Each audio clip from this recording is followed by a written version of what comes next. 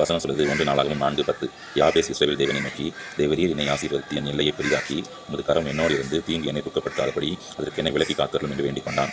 அவன் வேண்டிக் கொண்டதை தேவன் அருளினார். யாபேஸ் இஸ்ரவேல் தேவன் கேட்ட காரியத்தை, தேவன் அவருடைய வாழ்க்கையில் கொண்டு வந்த காரியத்தை இந்த வசனம் நமக்கு சுட்டி காட்டுது. மத்திய அதிகாரத்தில் சொல்லப்பட்டிருக்குது, நம்மளுக்கு என்னது தேவையோ அதை நம்ம கர்த்தர்கிட்ட கேட்க முன்பாகவே நம்மளுடைய பரமபிதா அறிஞ்சிருக்கிறார். இருந்தாலும் வசனம் சொல்லுது, கேளுங்கள் அப்பொழுது உங்களுக்கு கொடுக்கப்படும். நமக்கு என்ன தேவைனாலும் கர்த்தரை நோக்கி கேட்கணும். அப்போ தான் அந்த காரியம் நம்முடைய வாழ்க்கையில் வருமா. சங்கீதக்காரன் தாவீது சொல்கிறாரு, கர்த்தர் எனக்காக யாவையும் செய்து முடிப்பார். நமக்காகவும் யாவையும் செய்யணும்னா நமக்கும் கர்த்தருக்குள்ள உறவு எப்படி இருக்குதுங்கிற விதமாக சிந்திச்சு பார்க்கணும்.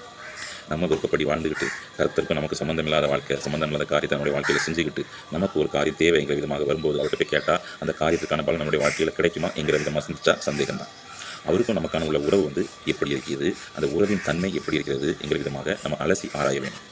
ஒன்றும் இல்லைங்க, அனுதினங்களும் ப்ரேயர் பண்ணணும், ஜெபிக்கணும், கர்த்தர் தந்த இந்த வேத வசனத்தை தியானிக்கணும், கர்த்தரோட அந்த உறவை பலப்படுத்தும் பட்சத்தில், நம்ம கேட்கும் பட்சத்தில் அந்த காரியத்தை கர்த்தர் நம்முடைய வாழ்க்கையில் கொண்டு வர அதிக சித்தமுள்ளவராக இருக்கிறார்.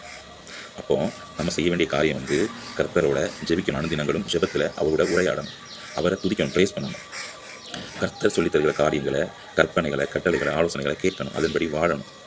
நம்ம ஜெபிக்கிற காரியம், நம்மளுடைய வாழ்க்கைக்கு தேவையான காரியத்தை மற்றவர்கிட்ட கேட்காம கர்த்தர்கிட்ட கேட்கணும். நம்மளுடைய வாழ்க்கையில் முன் உதாரணமாக அவருக்கு தான் முதன்மையான ஒரு இடம் கொடுக்கணும். அப்படி இருக்கும் பட்சத்தில் நம்ம கேட்கும் காரியம் கர்த்தர் நிச்சயமாக நம்மளுடைய வாழ்க்கையில் கொண்டு வருவார். நம்மளும் எந்த காரியம்னாலும் கர்த்தர் தான் கேட்போம். கர்த்தர் தாமே உங்களை இந்த நாட்களில் அப்படியே அந்த வழியிலே நடத்துவாராக. ஆமென்.